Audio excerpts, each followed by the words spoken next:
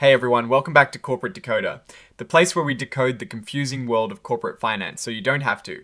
And today we have a really interesting one from IREN Ltd. Get ready to unpack some big financial moves because this one involves billions of dollars and some clever financial maneuvering. Before we dive in, if you like getting straight to the point insights from complex financial documents like this one, a quick subscribe would be amazing. And if you want to chat more about these filings and get even more exclusive content, join our Discord community. The link is in the description below. Alright, so IREN Ltd has just dropped a Form 8, which is basically a report for big, important events happening for a company. And boy, did a lot happen for IREN. It looks like they've been busy raising a serious amount of cash and reshuffling their existing debt. The report is dated the 2nd of December 2025, but it is detailing events that happened around that time, with the main action kicking off on the 8th of December. IREN Ltd is listed on the Nasdaq under the ticker IREN, and they're incorporated in Australia. The main story here is about new debt and how they are paying off old debt.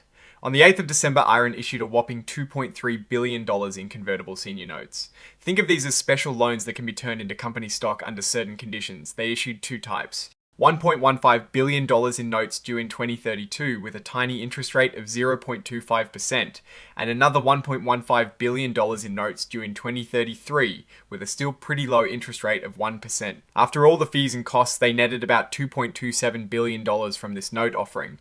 Now, what did they do with all that money? A big chunk, $201 million, went to something called capped call transactions, which we'll get to in a bit. The rest is earmarked for some serious debt reduction. They used about $608 million to buy back $227 million worth of their older convertible notes maturing in 2030, and then they spent another $1 billion to buy back $316 million of their existing notes due in 2029.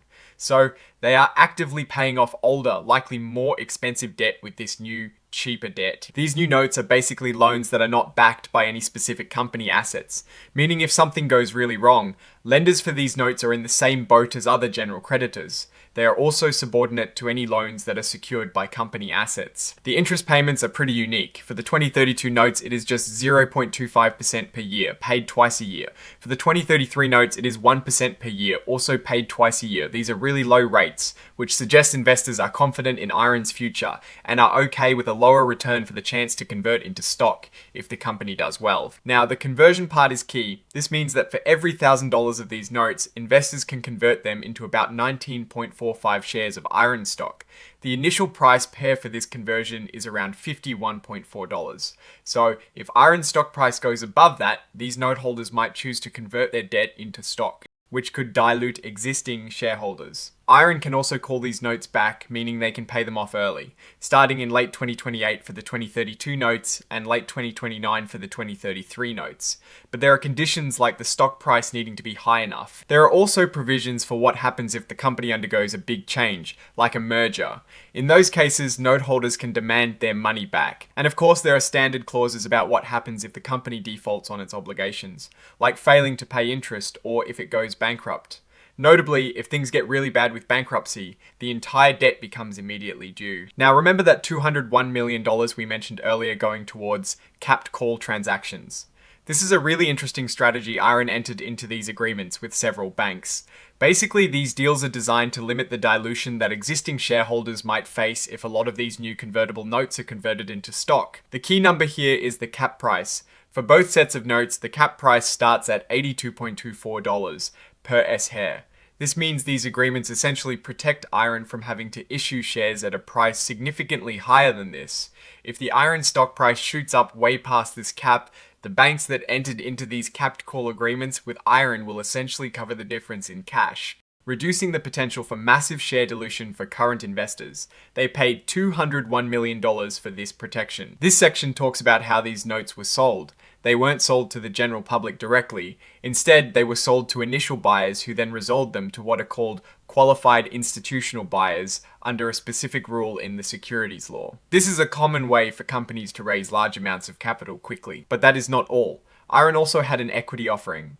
On the 2nd of December, they agreed to sell about 39.7 million shares of their stock directly to some buyers at $41.12. per S share. This offering was completed on the 8th of December, the same day the notes were issued. This stock sale brought in more money for the company. This is often done simultaneously with debt offerings to ensure the company has enough cash on hand for its immediate needs, like those debt repurchases we talked about. They are also filing legal opinions to back up the legality of these share sales. Big investment banks like Citigroup, Goldman Sachs, and JP Morgan were the placement agents. For this stock offering, they help connect companies with investors and facilitate these deals. Remember those debt repurchases we alluded to earlier?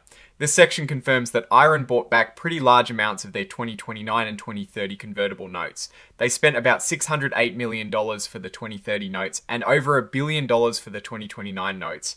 That is a total of about $1.63 billion spent on repurchasing these older debts. And to make sure everyone knew what was happening, they issued a press release on the 8th of December announcing the completion of both the note offering and the equity offering. Like most filings, there is a section with forward-looking statements. This is basically the company saying, hey, we're making these statements based on our current beliefs and assumptions about the future, but things could change. It is a standard legal disclaimer to protect themselves. Finally, the filing lists all the supporting documents like the actual agreements for the notes, the capped call transactions, and the legal opinions. So let's peel back the layers. IREN Ltd just executed a massive financial maneuver. They raised over $2.3 billion in new, low-interest debt, and at the same time they sold about $1.6 billion worth of existing stock. The money from the new debt wasn't just pocketed, a significant portion was used to eliminate older, more expensive debt and a smaller, but important. Some were spent on capped call transactions to mitigate potential shareholder dilution if the stock price soars. What is my take on this? IREN is clearly focused on strengthening its balance sheet and managing its capital structure very aggressively. Issuing debt at such low interest rates, especially with the option for conversion, signals strong market confidence in their future prospects.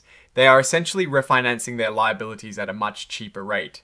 The capped call transactions are a smart move to protect existing shareholders from excessive dilution, which can often happen with these types of convertible debt issuances. They paid a premium for that protection though. $201 million is not insignificant. The significant repurchases of existing convertible notes indicate a desire to reduce interest expenses and simplify their debt profile. The fact that they could do this alongside a substantial equity offering suggests they have good access to capital markets and a generally positive investor sentiment. However, we need to watch a few things. The sheer amount of debt they now carry, even if at low rates, is substantial.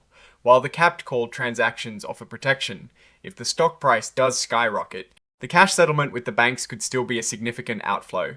Also, the conversion prices for these new notes are around $51.4, and the cap price for the capped calls is $82.24. So investors are betting on the stock price significantly increasing. If it doesn't, these notes might just remain debt, and if it stays below the conversion price. Existing shareholders are protected from dilution, but the company still has that debt to service. Overall, IREN appears to be making bold strategic moves to optimize its financial position. They are leveraging favorable market conditions for debt issuance and actively managing their existing liabilities. The strategy seems sound for long-term financial health, but as always, the execution and market performance of their stock will ultimately determine the success of these complex financial plays. Alright, that is our deep dive into IREN Ltd's latest filing. What is your take on these massive financial moves? Do you think this strategy will pay off for the company and its shareholders?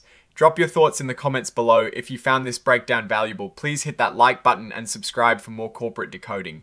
And don't forget to join our Discord community, linked in the description, for more in-depth discussions. Thanks for watching, and we'll see you next time.